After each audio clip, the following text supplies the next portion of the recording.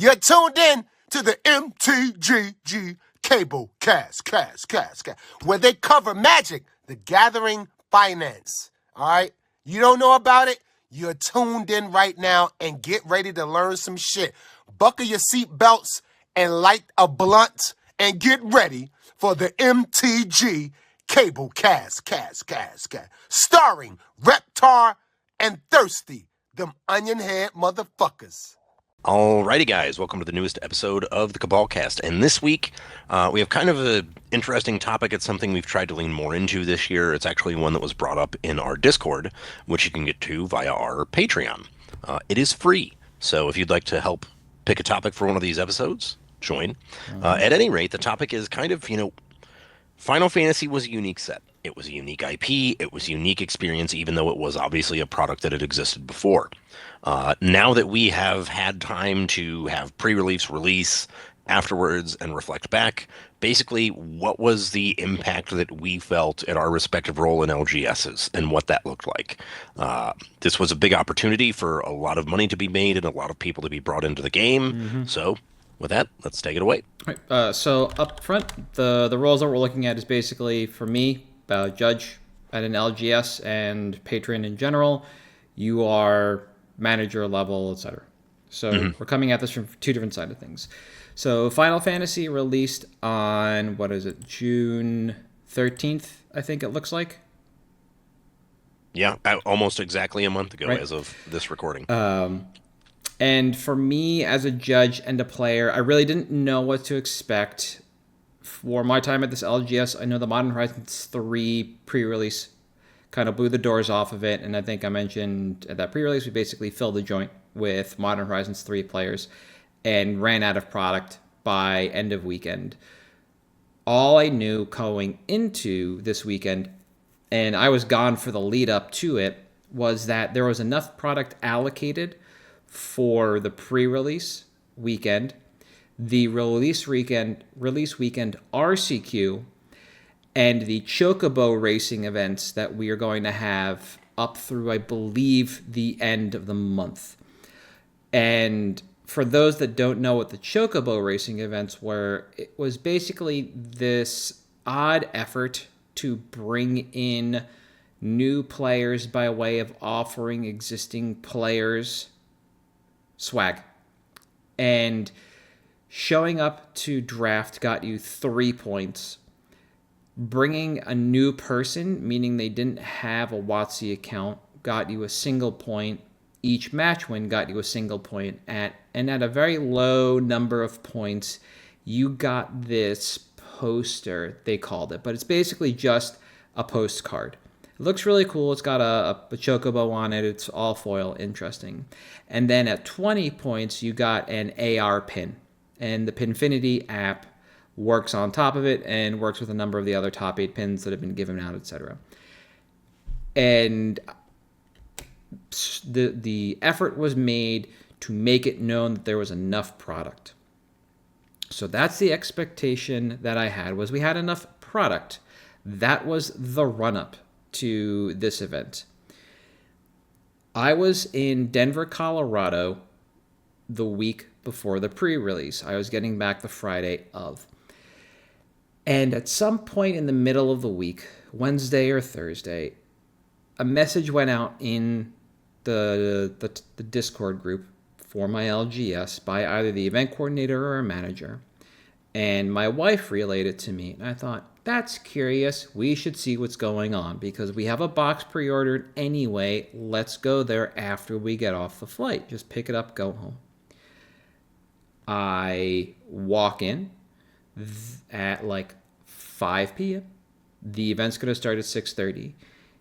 They have registered almost 100 people and did not expect that many because pre-reg numbers for the pre-release did not suggest they would get this many people.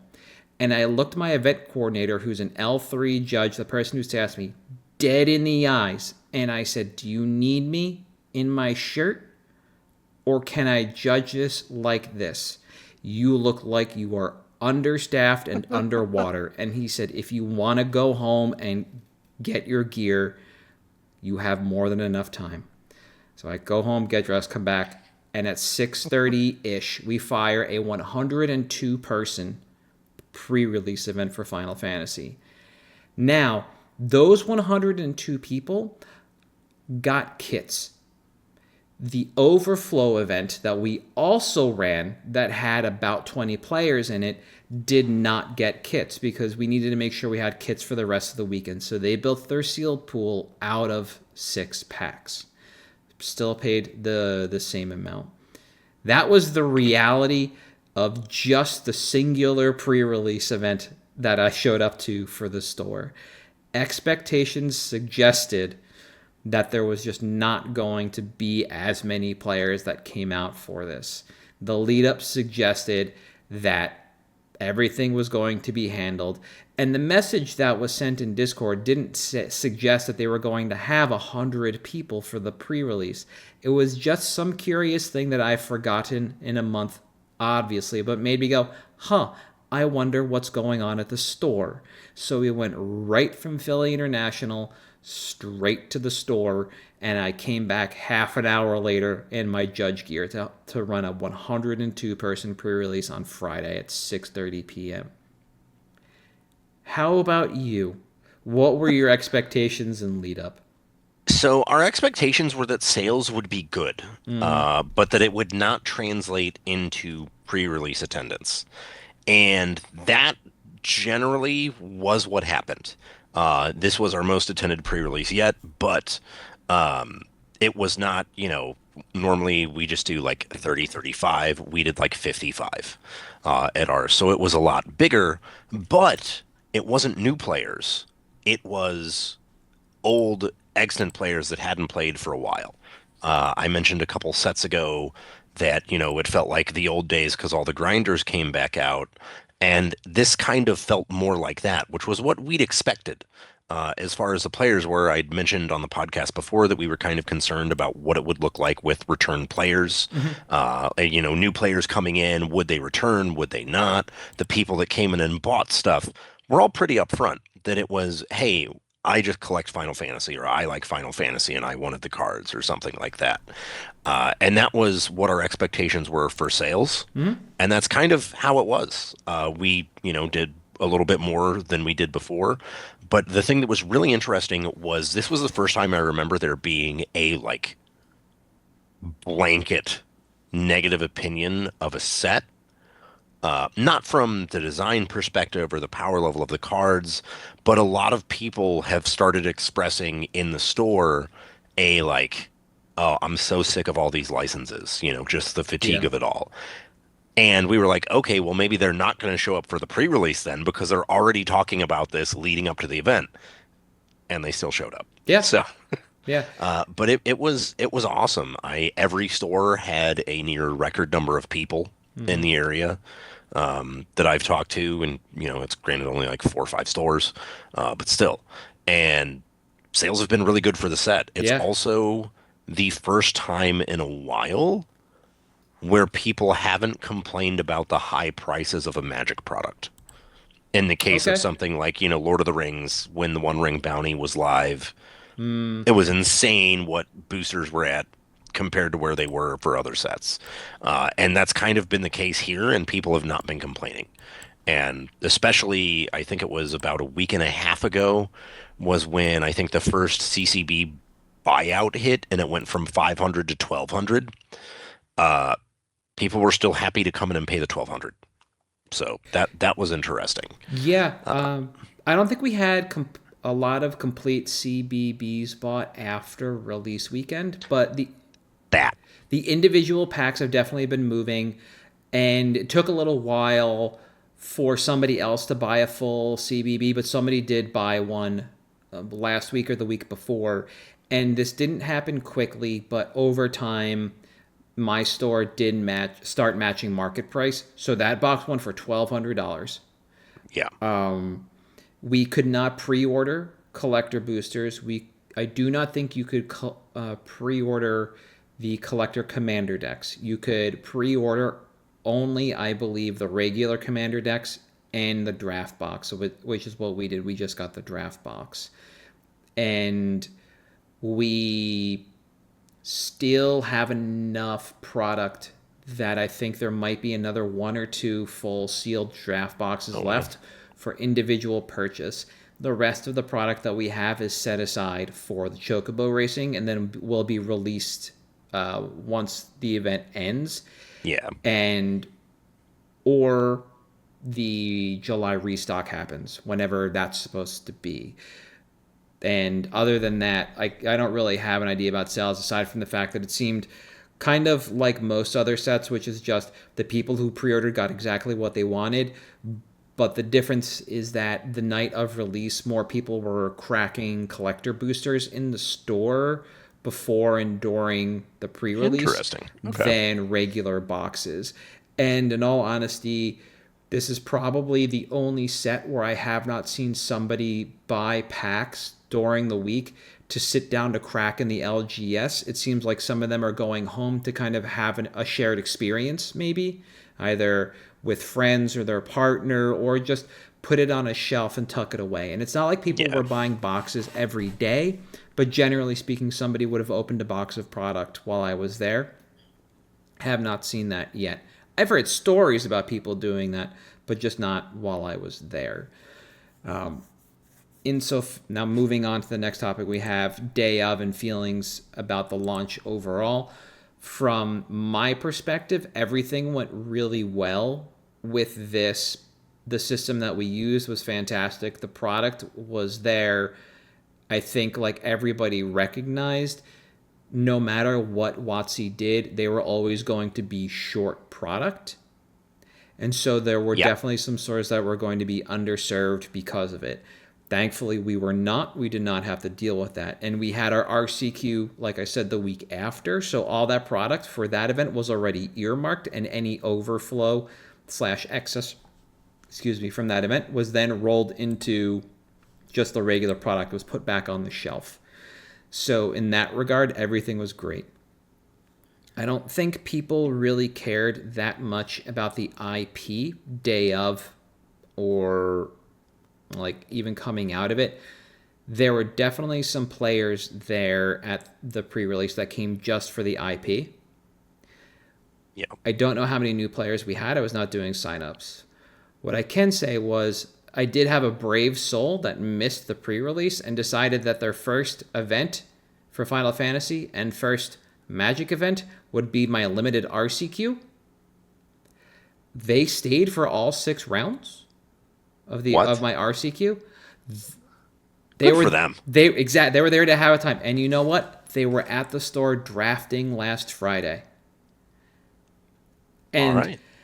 I'm sure I have seen people convert from that pre-release event to regular players. The reason I know this person was because as a brand new player at an RCQ that is held at competitive rules enforcement level, there are going to be interactions with the judge that they're going to stumble into. It's going to be like that Sideshow Bob meme where you just keep stepping on rakes, except these weren't really negative things. They didn't finish their build in time. Expected. They needed time to sleeve. Expected. They didn't bring the correct number of sleeves. Expected. And we kind of see the trend here, right? Otherwise, fantastic person. Glad to see them translate into an active player. And like I said, I think we have a few that made the transition, but that's good. The majority of those people in that room. The person that thought, as a judge, I worked for WotC and handed me a piece of paper with their digits so I could put them in contact with WotC about the next unset, I have not seen. That person was also a pleasure to talk to. They share a burning ire for unsets. Good. So there was a levity to this event. There was a small amount of player transition from brand new or maybe just curious about the IP to hopefully a long-term player. We have had standard events, but because of, our mini rotation, what will be, 2 weeks prior to this podcast release, maybe 1 week with the BNR, and then an actual rotation with Edge of Eternities. I'm not really sure if players will move from the pre-release event through limited to constructed, if some of them will just come back for constructed, etc., or we will see any of them for Edge of Eternities. But I know for a fact at least one person moved through this ecosystem. Now, the other thing I don't keep tabs on is who buys Commander product. And I only go to my store to play Magic reliably every Monday. And on Monday, those are CEDH pods. I know almost everybody that comes out, and they are playing Vivi. So they've talked about Terra a little bit, but they're not opening the Commander product to play the Commander product on a Monday night. Those people could be coming out on a Thursday night, which I believe Thursday is the dedicated Commander night at the store. They could be coming out on Friday nights. I don't really take the temperature of that. My store would know. And I would hope that that translation actually happened. I think that would be better for our store than if a couple of people moved from pre-release event through to draft players. If we converted a larger number of players from Commander deck buyers into Commander players at the store, I think that's just healthier for the ecosystem overall. Yeah. Based on this IP. What about you for Day of and Day launch? of was interesting. There was, we'd kind of set the expectation. So in the lead up, and I'd said on a couple of our episodes, I'm like, I'm kind of skeptical about what inventory is going to look like because the past few sets, it's been, we can get you whatever you want, and then it's been scaled back for a bit. And that's not great. So we kind of set the expectation for our players. Hey, we're not doing as many pre-orders as usual because we are fairly confident we're getting cut. And everyone was pretty receptive to that, actually. We had like a purchase limit, basically, and that's it. Yep. We weren't letting someone come in and buy a ton of them. Everyone was pretty good with it. And we did have, like you said, there was a levity to the event because there were some people, we did get a few new people, admittedly, and there were some of the people that don't play that came in to buy product and did hang around for an hour or two and watch people play, and obviously, ask how the game was, whatever. And that was interesting. And it's the first time I remember a set releasing for Magic and other game players not being like, fuck, they're taking all our space tonight. They were like, most everyone that was there for Final Fantasy, or the Magic Final Fantasy set, one or the other of Yep. those two. And it made it really fun. We had, obviously, as I said, decent sales compared to most set releases. Obviously, higher price product helps with that. But it was the first time in a while where I remember some of the more established players genuinely just having fun Yep. with the game. And that's not something that's happened recently with a lot of 60 card format players. You know how bad Legacy is, so let's just be real. There's a lot of formats that are not great. And it was nice to see that. That was a cool thing, I enjoy the community so much as that aspect of the industry. Yeah. So being able to see that kind of thing is awesome, and it felt really good. But it also felt really good because of nothing WotC had done for the situation, basically. Obviously, they designed the set and everything, but there were a lot of, reduced amounts. We know a, quote, restock is coming. So we'll see. But it was really good. It was fun. People were happy and smiling at a Magic event and laughing, and I don't remember that for a while. And that was just really cool to see. Now, the people that were there for CEDH, basically to get cards for CEDH, actually said they were a little disappointed Okay. in the event itself. And I was like, well, like, what did you think it was going to be? And they were like, well, we just thought it would be like more fun. Like, well, what do you mean? Like, how do we improve the fun? And they just said that they wished the set was more fun, which I thought was interesting. That was the one subgroup of people that seemed to be like, eh. Yeah, I get that. And it does make sense because Limited has very little to do with EDH. But yeah, that was an interesting note day of for sure. Yeah, I think I had at least one established player show up, like a dedicated Eternal format player show up, and they are, as far as I know, not a Final Fantasy fan. They're not an RPG fan at all. They suffer from analysis paralysis. Just given Yeah. enough choices, they just lock up, right? And they can't figure Hmm. it out. And they came with their partner. They both enjoyed the event, and I was talking to him before and during the event, and he had a good time, and he kind of gave the same sentiment about the limited format the CEDH players did. And I think there's just, insofar as the Final Fantasy limited format is concerned, it is not like Outlaws of Thunder Junction, which was a protect the queen kind of format, land your bomb, protect it. It Yeah. was kind of symptomatic of an overall problem with the set, which is just everything has to be legendary, so it has to be good, which means it's probably going to cost a lot of mana because the format's slow. But also everything's good, so everything's kind of a bomb, so you don't need to protect it. You just keep playing bombs. You get to 6, and that's your first Yep. bomb, and then 7's your second bomb, and then 8's actually 2 bombs because you played a 4-drop and another 4-drop. And then you Yeah. get to 9 and you have yet another bomb. And you actually are going to be playing 17, maybe 18 lands in some of these decks day of while people figure out the format.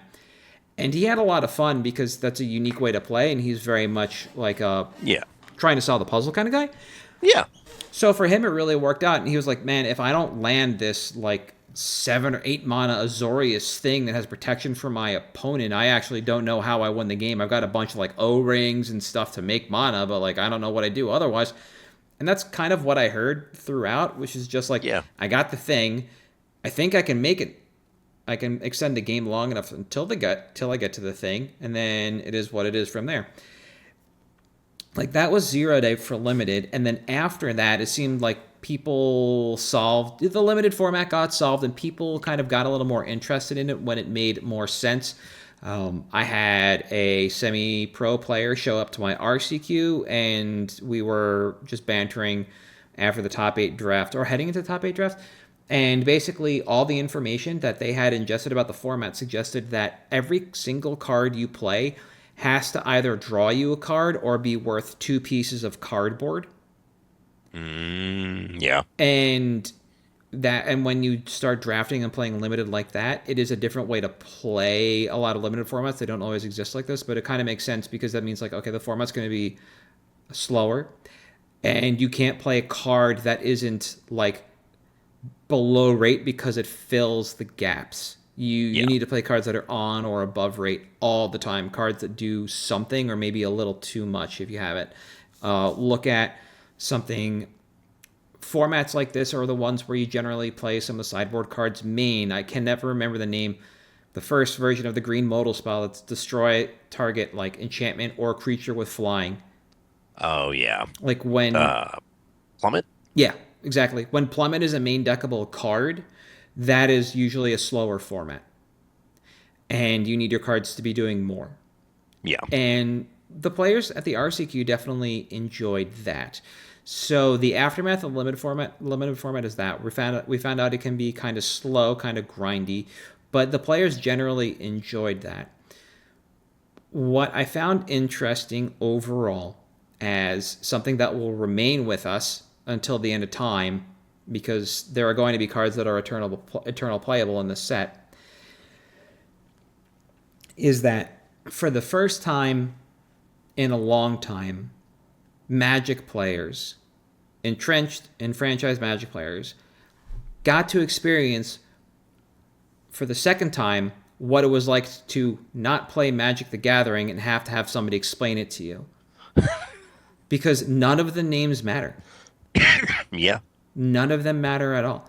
And I have said the same thing I've heard a number of other players say. It's like, yo, dog, I don't know what that card does.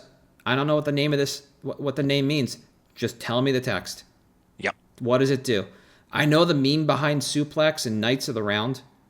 Cool. Yeah. I don't even know if it's I keep saying like Archaeomancer's Planisphere, and that's way wrong. Like the two in a blue equipment. Yeah. Like the only card for sure I know the name of that isn't Vivi because I've known that character since it was released is Genji Glove. Yep. That's it. Spent a lot of time talking about it in Discord. That's it. Yeah. Like I don't know which Sephiroth is the one you and I both railed on. It's the mono black one. Yeah, that's all I Yeah, know. yeah, exactly. The rest is irrelevant. And the thing about that is I am unsure if that is a explicitly a Final Fantasy problem because I think it is. That is getting more indicative of overall design to me. I can And maybe understand. that's wrong, but I feel like there have been a lot more cards like Sheoldred. Yeah, what do I do? Like, name Oh doesn't yeah, oh matter. yeah. It's some new dumb spell that I does dumb things. What do I do? yeah, I understand what you're saying, right? Because as a show and tell player in Legacy, I should have an idea of what Valgavoth does. I think it costs 9. It's a 9/9. It has Ward 9 and Lifelink, and maybe has the Dothy Voidwalker text on it. I don't know. Yeah. I don't know, but I should. That said, I can tell you Galta Stampede Tyrant. I can't tell you anything. I can't tell you what's in the top right-hand corner or the bottom right-hand corner, but I know the text on that card says when it enters, you just put all the monsters from your hand on the battlefield, right? That's the relevant part of that card to me. So there is an amount of that. Like a lot of the low-level stuff that plays in Standard, yeah, I couldn't tell you hide nor hair about what it does. But this is also, I think, indicative of something we've talked about before, and it's going to happen again with Avatar. They are forcing us to skin the game in a way that doesn't appeal to everybody, and there's not a problem with that, but it's like trying to enforce the digital model into a physical game. Because you can't just go out and buy 4x of all the Final Fantasy cards because you want to skin the game that way. That's just not how WotC's doing it.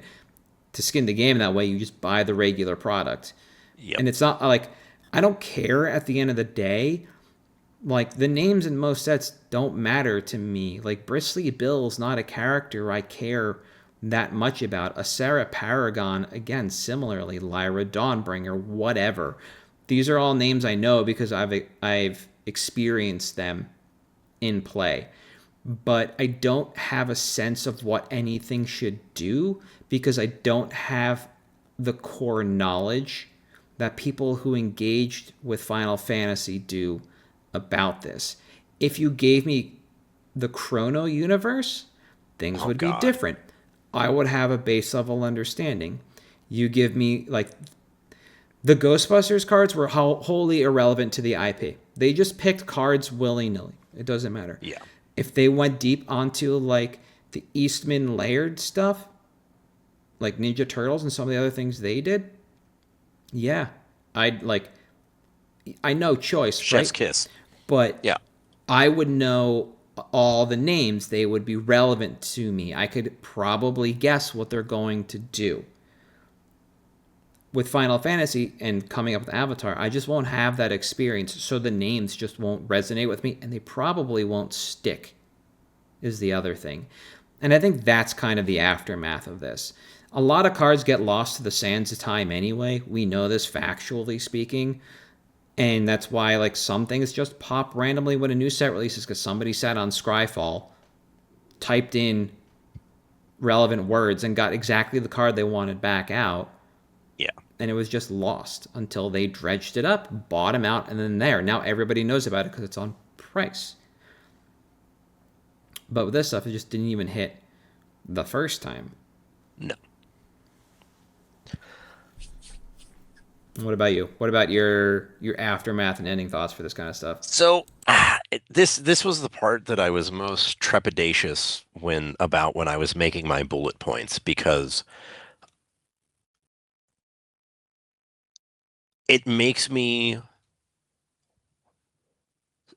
simultaneously overall optimistic about the direction of the community behind the game while making me feel pessimistic about the longevity of the game. Yep. This was obviously, look, you had record profits last year and you were Hasbro's cash cow. You've got to hit it big again, and this is clearly it.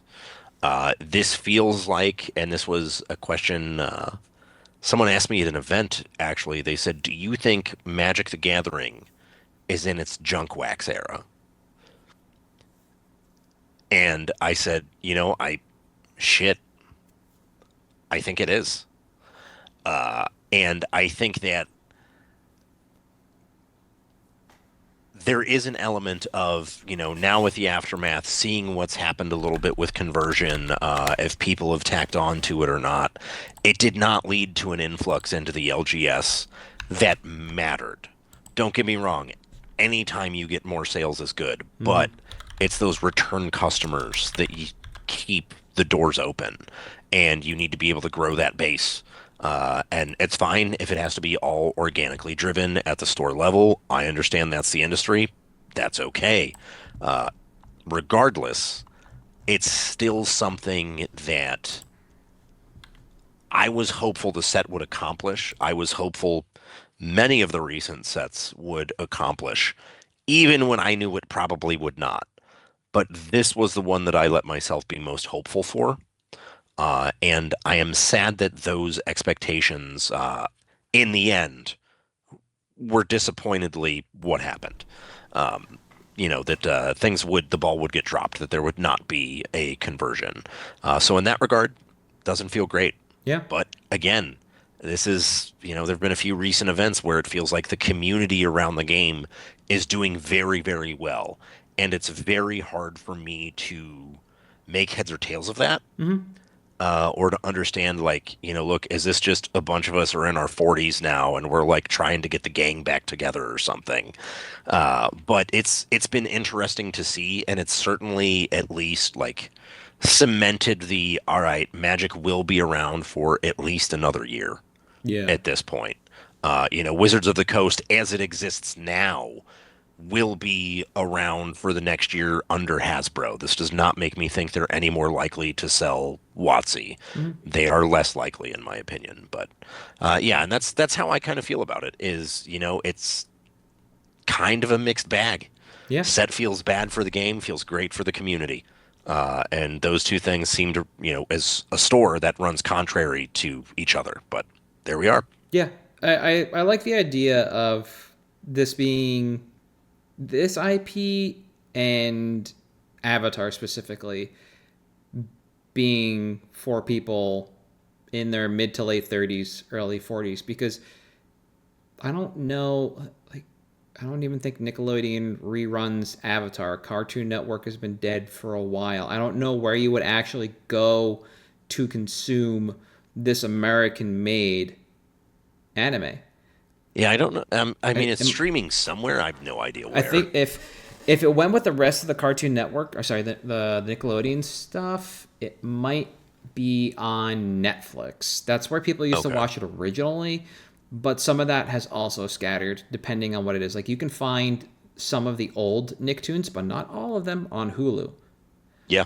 So I just don't know where new eyes are for that IP. Yeah.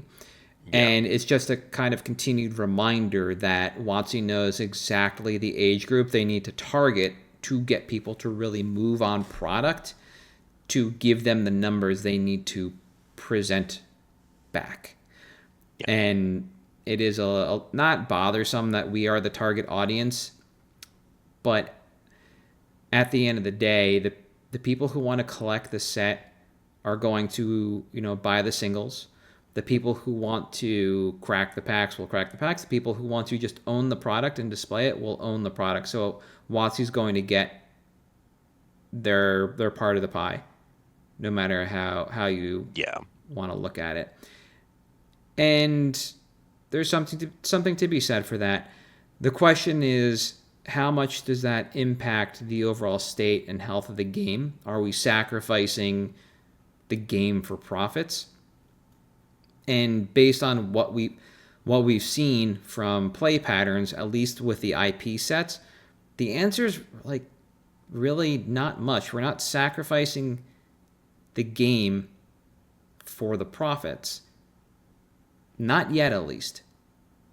No, and it's it's not that I would say sacrificing game for the profits, because I don't think it has impacted the game itself yet. But it has impacted people's ability to enjoy the game. I feel like.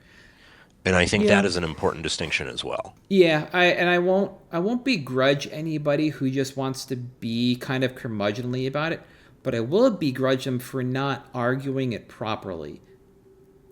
And the people who are just like, I don't want this crap in my game, you can feel that way, you're more than welcome to, but you have to understand why. Because so many people made straw man arguments when at the end of the day, all they were complaining about is what I mentioned earlier, which is there was an opportunity for WotC to offer some way to skin the game. Yeah, and it wasn't the skin they wanted. Yeah, what through secret layers or what have you. Give us a regular magic set, but let people skin it the way they want to. Instead, we were forced to play the skins we don't like. Yep. And that's it. That's what people don't like, is WotC forced them to engage with our like a property they didn't want or care to engage with. And generally speaking, in other games, other MOBAs, not other MOBAs, but in MOBAs, that's a choice. You can make the choice to either play those skins or not. You will see them out in the world when you're playing with and against other people, but you're not forced to play those skins. That's the argument they should have made, Yeah. and that's what I will begrudge them for, not making that argument properly. At the same time, old man yells at cloud, like literally and literally in this instance. Yes. I don't think he's become a menace in modern yet, but there's opportunity for hammer time yet. Yeah. And I just don't I don't want to be that guy. This is the way the game goes because it rebuilds interest, it works with a single set like quote block structure unquote. Then I'll be fine with it because the game survives on that. And I want to keep playing this game. Like, yeah, I derive the most enjoyment from a format that rotates when we get a modern master set and like really only that. But I still need new cards to be able to play the game. Otherwise, I'm locked into pre-modern, like, or an old school. And no, Those are solved. kinda, yeah. Like, there's just not a lot of new eyes coming to those formats to attempt to do something. To innovate, new. yeah. Exactly, to innovate, yeah. And so I don't fault people for wanting to play those formats or not. It's not what I want because they're not evolving formats. They are not, well, they are evolving, but they're not growing formats.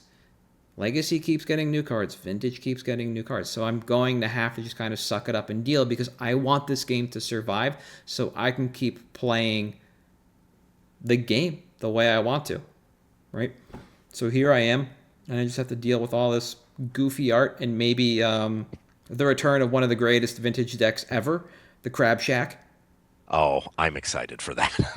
Yeah. So for me, at the end of the day, all said and told, as an individual, not looking at the LGS, like, I'm happy with the set. I'm happy where we are.